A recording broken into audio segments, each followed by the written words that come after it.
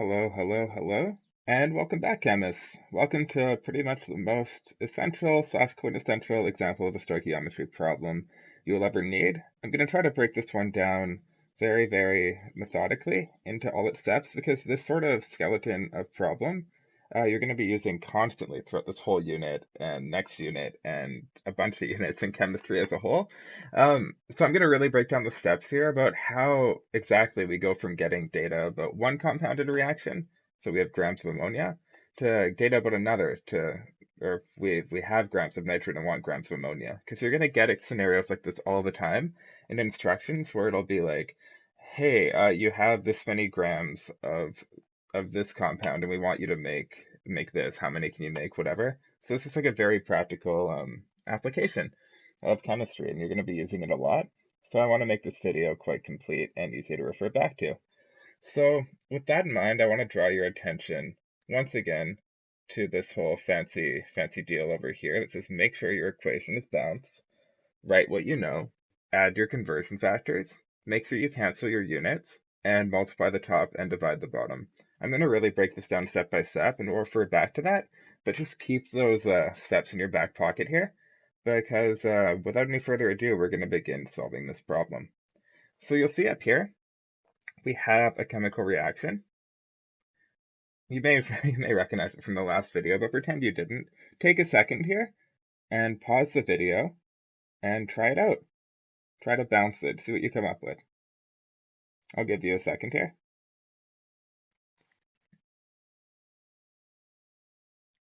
All right. Oh, that's going to shake. Look how fancy. Then here, that's our bounced equation. We got 2 nitrogen, 6 hydrogen, 6 hydrogen on either side of the arrow, so we are bounced and ready to go. All right, so now we have to figure out what we know and what it's asking us. So to do this, we're going to have to read the question very carefully. It says, how many grams of ammonia are made if we react 13.7 grams of nitrogen gas? So when we're doing this sort of thing, what we have to think about is what number is it giving us, because we can only ever start with data it's giving us. We can't just make it up. So it's going to give us a little piece of information, and that's going to be our starting point. Then we have to figure out our ending point, or where we want to end up. And in this case, it's asking us for grams of ammonia, so that's going to be our ending point. So we know we have to start with 13.7 grams of nitrogen gas, and we want to get to grams of ammonia. Now it's up to us to figure out what to do in between for the middle steps. So we're given a mass of nitrogen. Little preview, we're going to have 3 conversion factors here, and we want to find a mass of ammonia. Take a second, don't do the problem, don't do any numbers or anything, but just with arrows, try to draw what each of these 3 conversion factors could be. I'm telling you for sure, you're going to need to do 3 separate conversions. Take a second to think about what those 3 could be. I'll map it out in a moment, but I'd like you to pause the video and just think about what steps you might take to go from grams of nitrogen to something else, then to grams of ammonia, because that's the path we're going to take.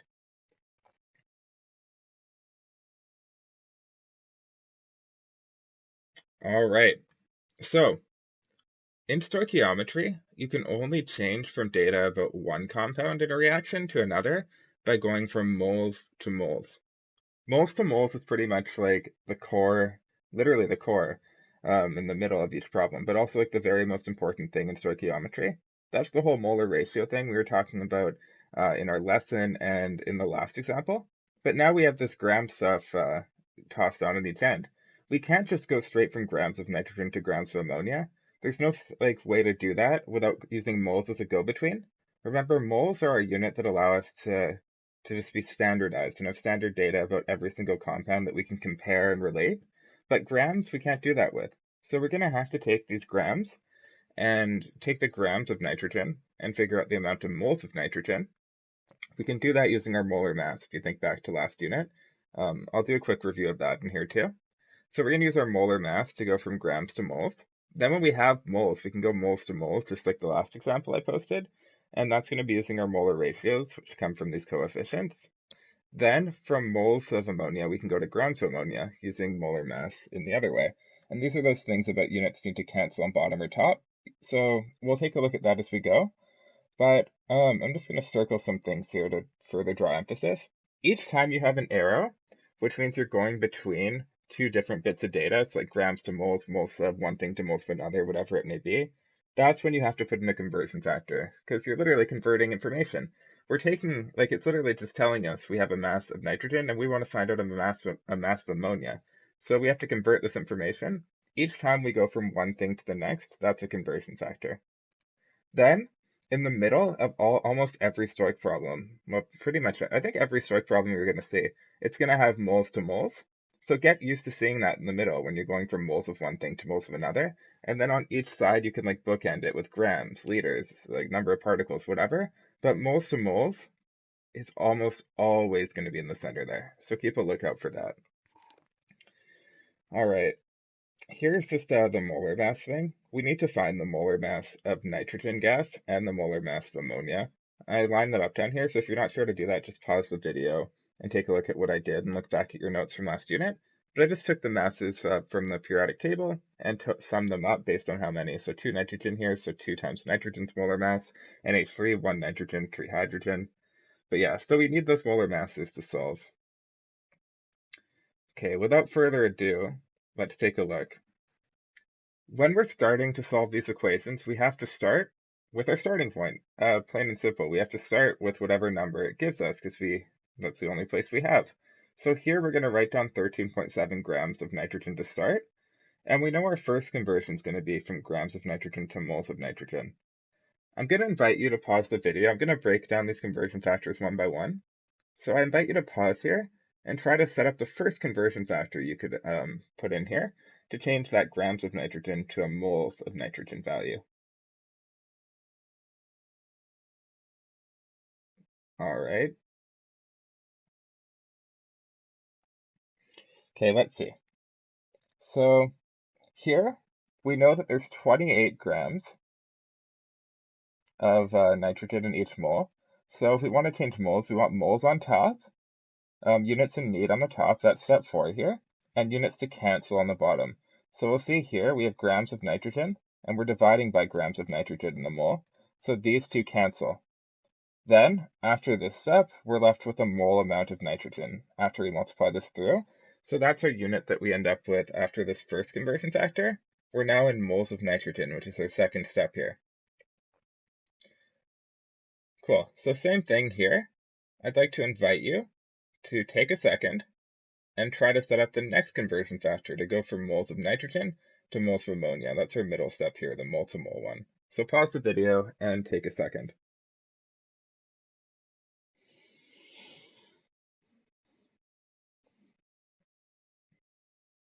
All right, let's see. So here, if we look at our reaction, we have 2 ammonia, 2 is the coefficient, for every 1 nitrogen. So we have 2 moles of ammonia for every 1 mole of nitrogen. So we're going to multiply by 2 over 1. See, we had moles of nitrogen here. We're going to cancel it again. See how those units cancel? Then after this conversion factor, at this point, we're left with a mole value of ammonia. It's asking us for grams of ammonia, so we only have 1 left, because we can go from moles of ammonia now to our final answer. With that in mind, try to set up the last conversion factor. Feel free to pause the video. Actually, I encourage you to pause the video and try it out. I'll give you a second.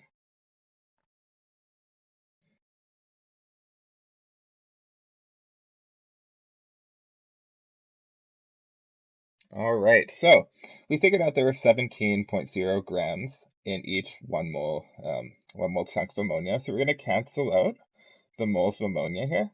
We're going to go like cancel like that. And then we're going to end up with our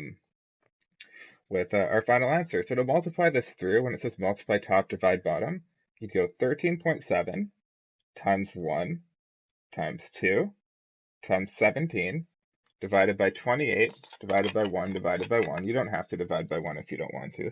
But I'm going to type that in alongside you now. So take out your calculators, pause the video, whatever you need to do, and try to type this all in.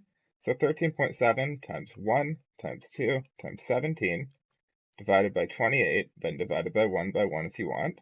But type that all in and take one more second. Pause if you haven't quite got your answer, because I'd like to make sure you can check right here. So pause for a moment. Pause, pause, pause. And our answer is 16.6 grams of ammonia. So systematically, we took that information about nitrogen gas, went through a bunch of conversions, and went to a mass of ammonia. That is what stoichiometry is. It's conversion between units in chemistry. Um, if you can do this problem comfortably, you're going to have a good time in this whole unit. And always come back to this problem when you're doing stuff in homework or whatever, because it can help you map out. Since if you think along these lines for every problem, no matter what numbers it gives you, no matter what units, the approach is pretty much identical. I will post another example just like this with a bit of a twist on units, but this, if you're comfortable with it, great. If you're not, then just watch it a couple times and try to do problems from the homework alongside it, and you should be able to catch on once you do a couple. So I encourage you to keep practicing. Email me with any questions, mrbsciencemd@gmail.com, and also email me with a request if there's a certain problem in the homework you'd like me to solve on video. Anyways, chemists, thank you very much for your time. Good luck with all your practice, and I hope you have a lovely day. Cheers. Bye-bye.